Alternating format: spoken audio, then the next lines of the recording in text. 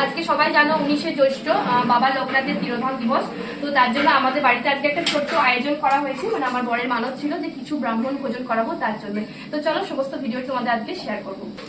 এখানে বাবা লোকনাথের জন্য ভোগ চাপিয়েছি, আর বাকি সমস্ত অ্যারেঞ্জমেন্টও হয়ে গেছে, ভাজাভুজি পায়েস, সেটাও চলো তোমাদের সাথে শেয়ার করবো। দেখতে পাচ্ছ এখানে কিন্তু সবজি, এই যে এটা সবজি মিক্স ভেজ আছে সমস্ত কিছু দিয়ে, এটা এখানে রেডি হয়ে গেছে। আর এখানে আছে কিন্তু আমের চাটনি, আর এটাও চাটনি আছে, আর এর মধ্যে পাঁপড়গুলো ভেজে রাখা আছে।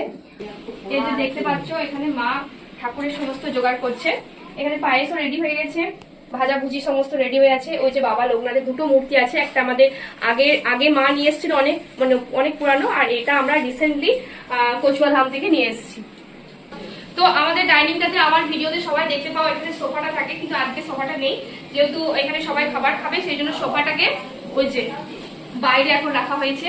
আর মাছের অ্যাকোয়ারিয়ামটা এখান থেকে এখানে করা হয়েছে। কাজের ফাঁকে ফাঁকে একবার করে ওই যে উকি মেরে দেখতে হচ্ছে ঘুমাচ্ছে না উঠে গেছে। এখানে দেখতে পাচ্ছ খিচুড়ি চাপানো হয়েছে, আর কাকু সমস্ত অ্যারেঞ্জমেন্ট করে দিয়েছে। তরকারি পাত্র দেখালাম হয়ে গেছে, খিচুড়িটা হলে কমপ্লিট। আর আমারও ভোগের খিচুড়িটা হলে বাবাও পুজো করতে শুরু করে দেবে। এবার কোন নাড়তে আসছে। হ্যাঁ কোল্ড ড্রিঙ্কস আছে, কোল্ড ড্রিঙ্কস বোতল নিয়ে এসছি। এটা বার করে রাখি, লোকজন আসবে খেতে হবে। নিয়ে এসছি দুটো।